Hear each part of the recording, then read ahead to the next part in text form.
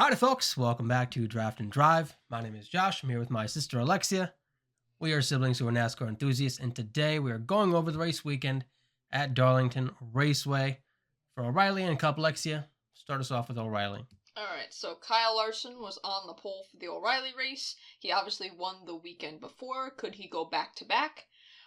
Early in the race, Austin Hill's tire went down in stage 1. There was no caution. Stage 1 winner was Kyle Larson. Kyle Sieg ran out of fuel. And then stage 2 winner was also Kyle Larson. Could he go back-to-back, sweep the whole race? Well, not so much. 26 to go, there was a crash in the race.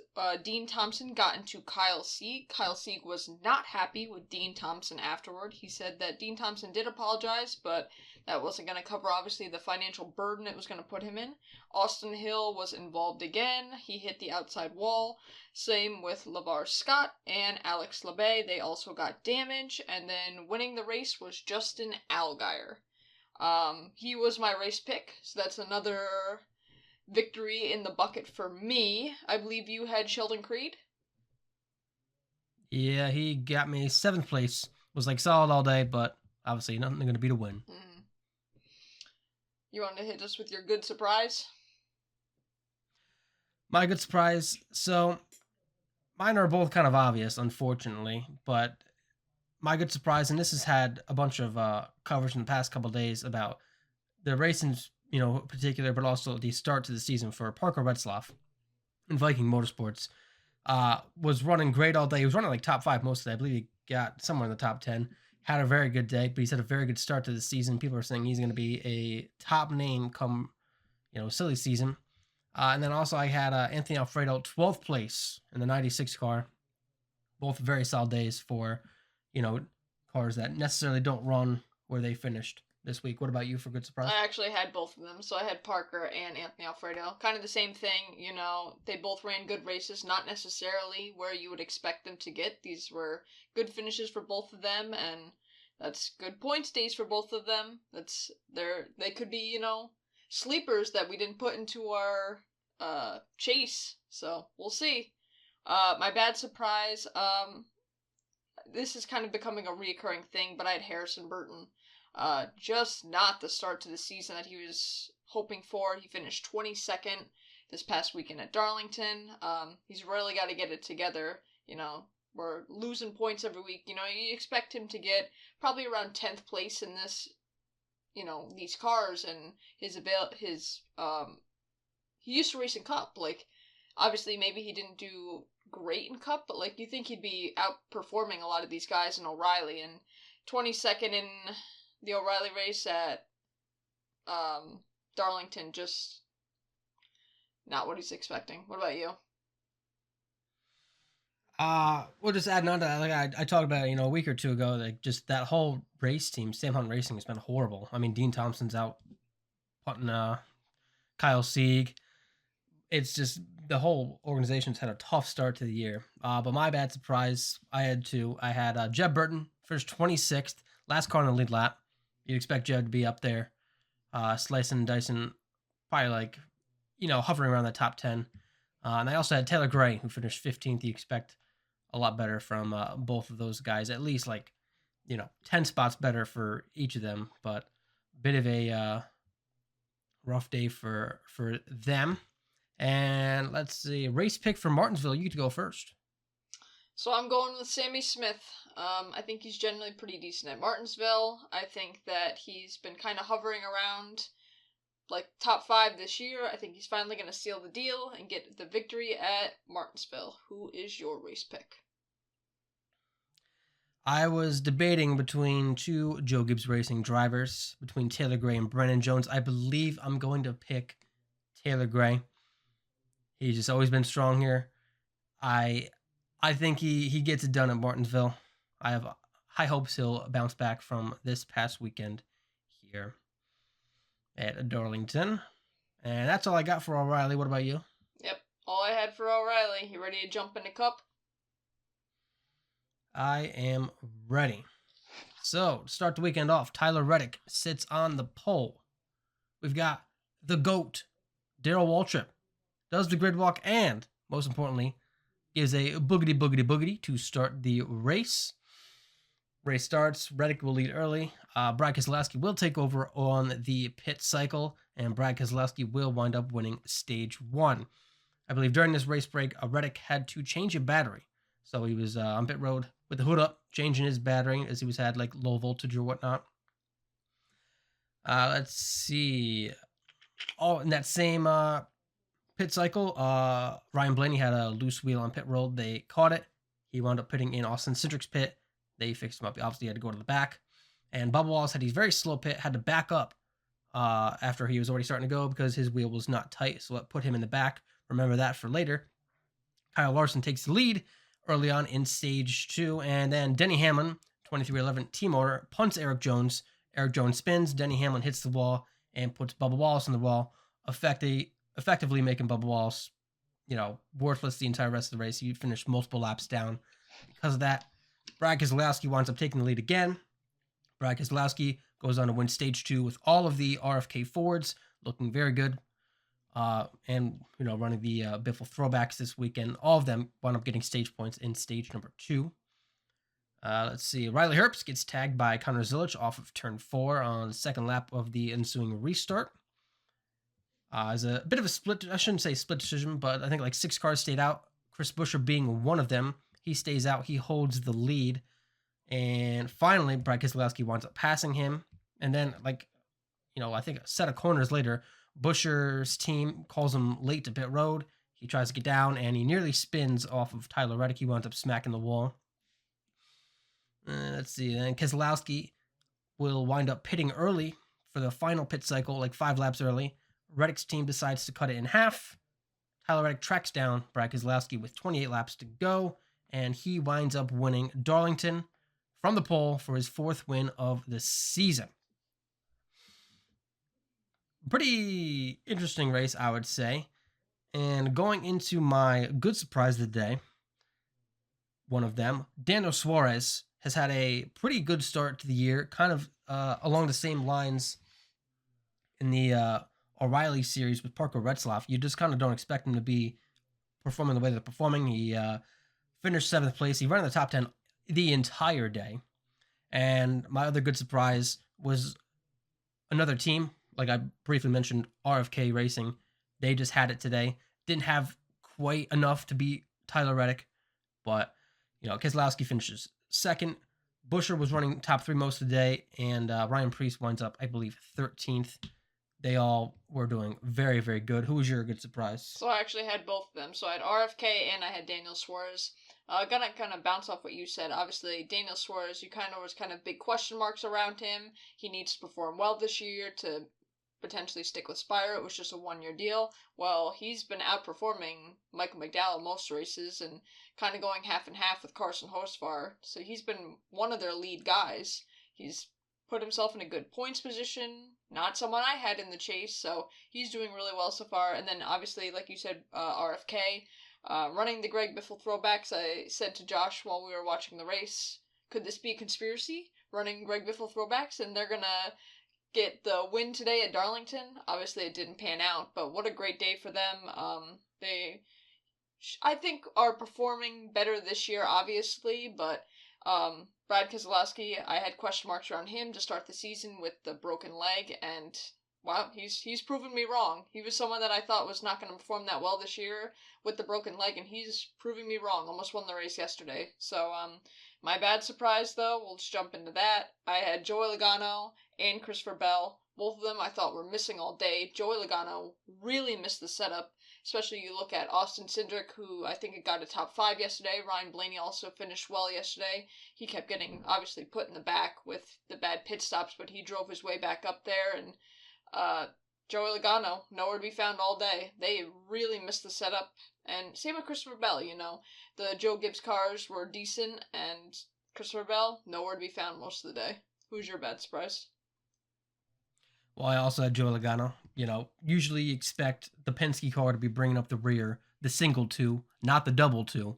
So that was a very strange surprise. It was a great surprise. Obviously, Austin Cindric, my boy, top 5, first time, I believe, since August. We love to see that. I also had Christopher Bell, finished 19th. Like you said, nowhere to be found all day. And then another one, just based off the start of the year, consistency wise, Chase Elliott was wound up 15th place. Just you didn't really hear him talked about much at all. Didn't see him much. Just was there, showed up, but you wouldn't even really have known it. Well, you might not have been talked about much during the race, but if you went on X, that's all people were talking about with Jeff Gluck and Alan Gustafson. The Chase Elliott fans are ready to put Alan Gustafson in the guillotine because they're over him. They are ready to get rid of him. And I will just look at I screenshotted a tweet that I thought was funny. Oh, I kept it on my phone. Perfect timing.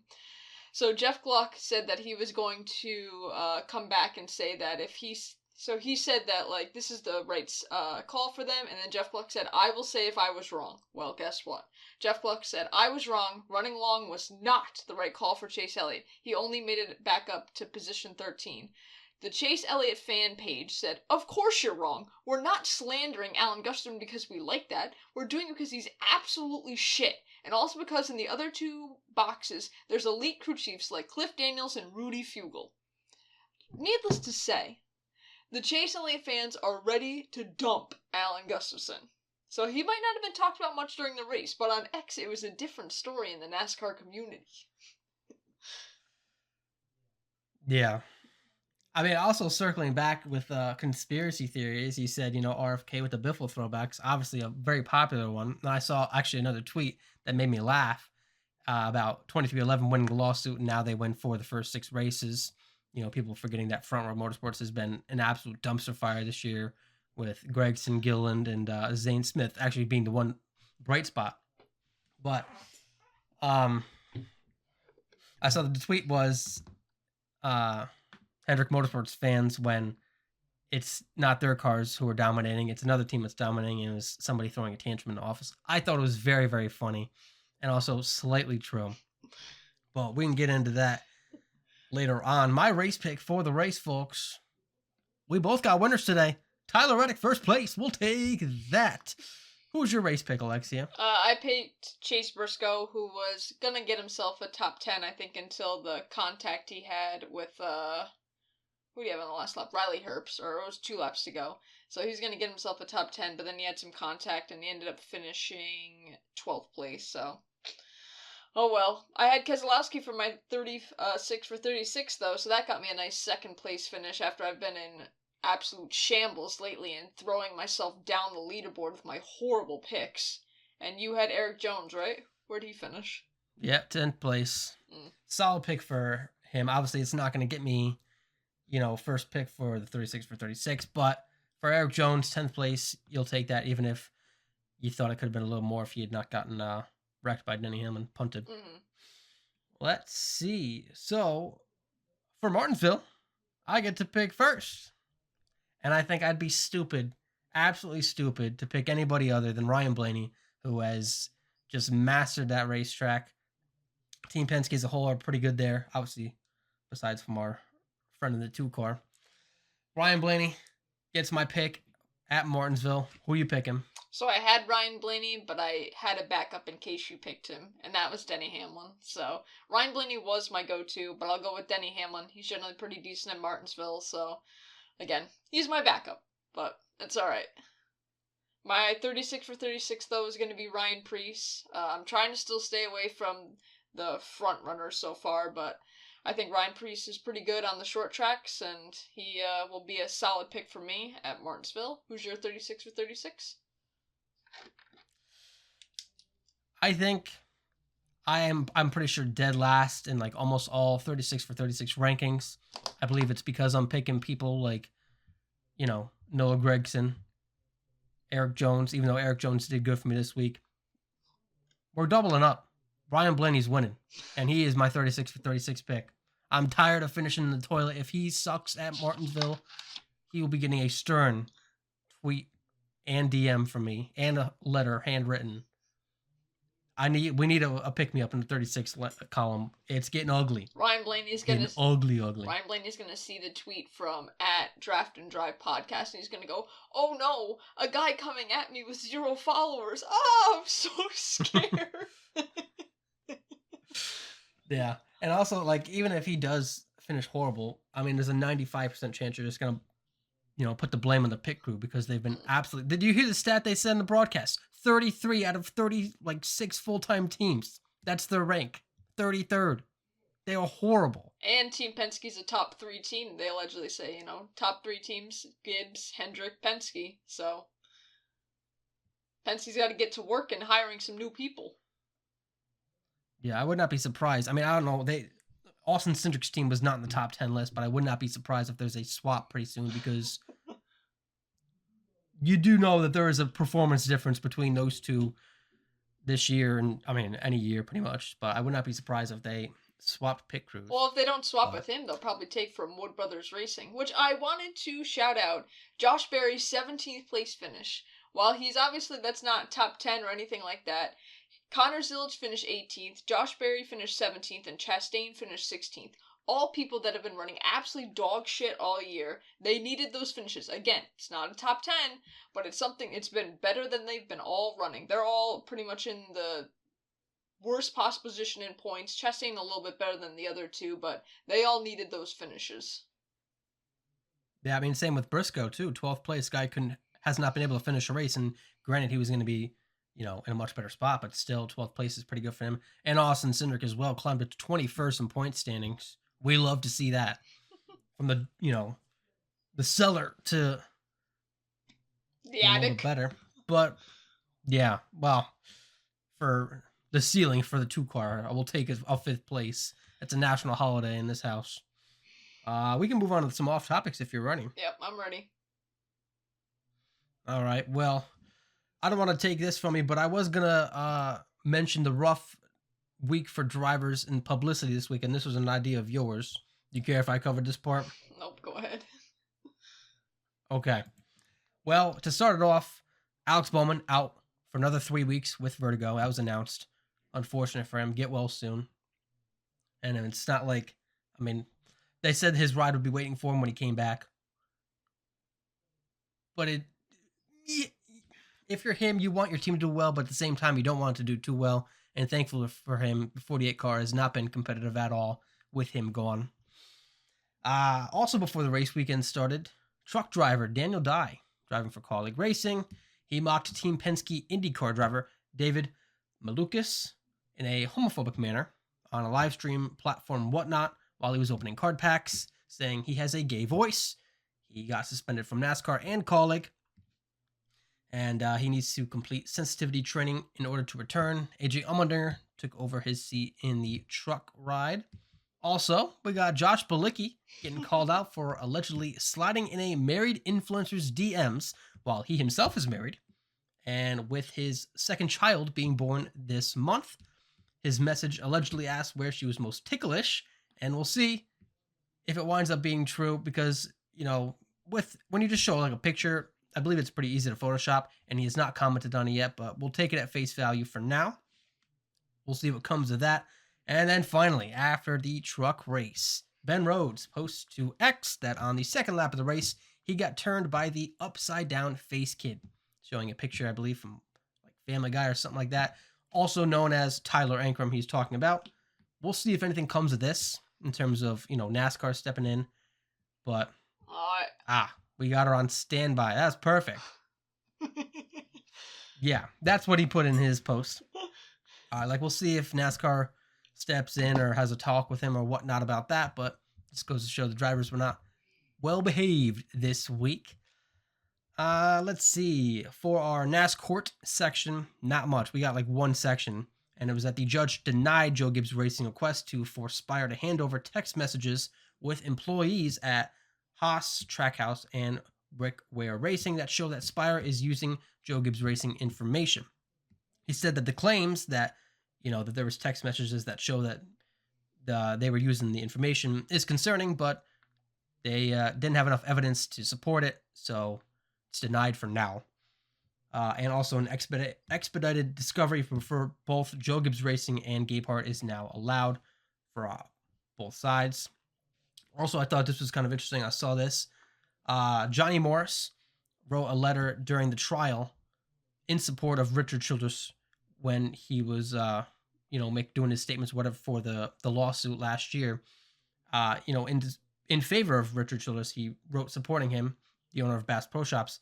And I guess it meant a lot to Richard Childress because that letter is now framed in the RCR Museum, which I thought was kind of cool. I guess they thought it was important enough to put it up there. And let's see. This is not necessarily NASCAR related. However, it concerns a NASCAR journalist. And for all of my lawsuit findings, most of it I go through Matt Weaver on X. And his website, Short Track Scene, was banned this week for their coverage. He was banned from covering the Rattler 250 race at South Alabama Speedway because Matt Weaver called them out for hosting a fan contest to create the logo for the event. A cool idea, in theory. And they wound up picking one made by AI, which he thought was disingenuous. He had been banned until he gave the let me say this in present tense. He has been banned until he gives the operation manager an apology, Malia Hill, which he says is not coming. It would erode all of his, integrity. My opinion was I thought it was kind of lame. If you're hosting a fan contest saying design this logo and it just winds up who can type in the best prompt. Lame in my opinion. That's a whole nother, whether you consider AI art to be actual art or not. We don't got to get into that.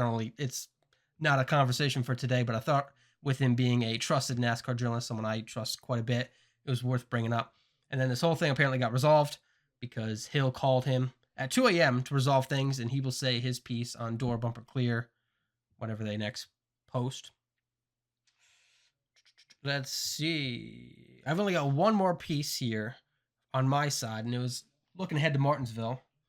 Reddick has won on drafting tracks, a road course, and now a high wear mile and a third racetrack. The one of the tracks of the two that we've raced at so far that he has not won on is a flat track in Phoenix, flat short track. And with Martinsville being a flat short track, is he not a favorite even though he's won 4 of the 6 races? Is it instead Ryan Blaney and Team Penske because they are historically very good there? Is my question to you. Do you think it's more of a Reddick being the favorite, or do you really think that is Ryan Blaney being the favorite going into Martinsville? I think history will repeat itself. I mean, Ryan Blaney is really good at Martinsville. When we were doing the playoffs and, he needed clutch performance, he's got himself into the championship round multiple times by winning there. I mean, that is his track. I think, he's the guy to beat. I think that you'd be stupid if you do fantasy not to have him on your team next week. Not to say you wouldn't put Reddick on there, but my first person that comes to mind is Ryan Blaney. I think he'll be the guy to beat. Well, I mean, know my race pick and 36 pick, so I do agree with you. However, it is just interesting where, a guy has won, 4 to 6 races, 2/3 of what we've done so far, in a pretty large sample size, and he's not the favorite going into the weekend. But I agree with you. I think Ryan Blaney and Team Penske are the ones to beat there. So what do you got for me? Well, you pretty much wiped out all of my off-track news, but I have 2 things you didn't say. 3 crew members were suspended for 4 races. Now it'll be 3 the next 3 races by the time this comes out. On Big Machine Racing's number 48 team for Patrick Starpoli. So it's the crew chief, the car chief, and the engineer. One of the parts fell out of Patrick Starpoli's car during the Vegas race, so they're going to be out the next 3 races. They were out this past weekend at Darlington. Only other piece of news I have is that as of right now, Denny Hamlin has no plans to race after 2027. I'm someone that listens to his podcast, and I know that he has mentioned doing, some one-off races for 2311 once the time comes.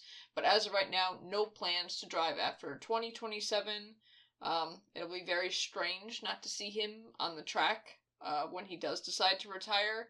Obviously, he's hit that 60 wins, just got his 61st last weekend, but you wonder where he'll end up on the all-time wins list, and like I said, it'll be strange not to see him dominating at some of these tracks in just a couple of years. Same with when Kyle Busch leaves. I mean, obviously he hasn't been as dominant lately, but when you think of old school drivers now, you think of Denny Hamlin, you think of Kyle Busch, even throw Joey Logano in that mix, Brad Keselowski, and it's going to be strange in the next 5-7 years when these drivers aren't on the track anymore. So yeah, we'll see what does 2028 bring and who will be on the track then.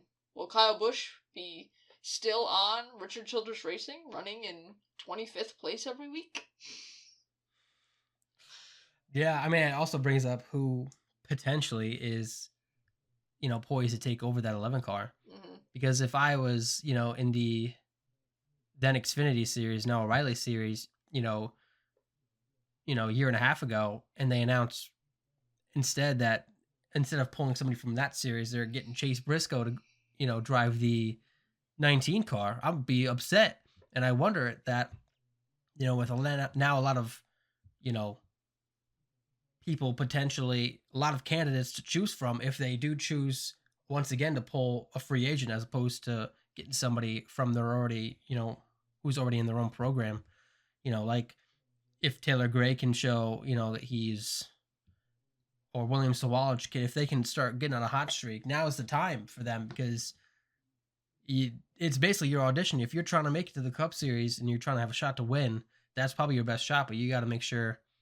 Obviously, neither one of them have been consistent winners. I mean, I think Taylor Gray's won one race, so it brings up an interesting point. Of you said who's going to be there, and who's capable of taking over the 11, and I wonder what they'll do with what Denny Hamlin has done with the same equipment. Well, you have to think that Brent Cruz is about to hop in, whenever he turns 18, about to hop into the O'Reilly car for the rest of this year, and throw him in now. He'll run the 3/4 this season O'Reilly, and then a full time next year.